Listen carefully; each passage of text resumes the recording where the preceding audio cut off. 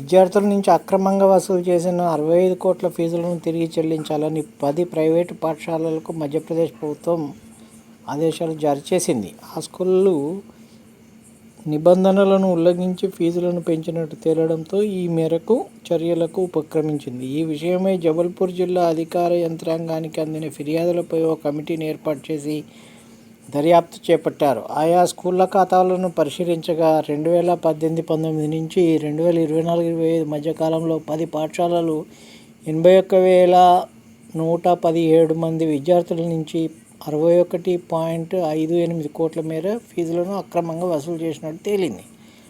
దీన్ని తప్పుపడుతూ ఆ మొత్తాన్ని తిరిగి చెల్లించాల్సిందిగా నోటీసులు జారీ చేసినట్టు అధికారులు గురువారం వెల్లడించారు. ఈ స్కూళ్లు నిబంధనలను అతిక్రమించి ట్యూషన్ ఫీజు పెంచినట్టు జబల్పూర్ డీఈఓ ఘన్శ్యామ్ సోని తెలిపారు.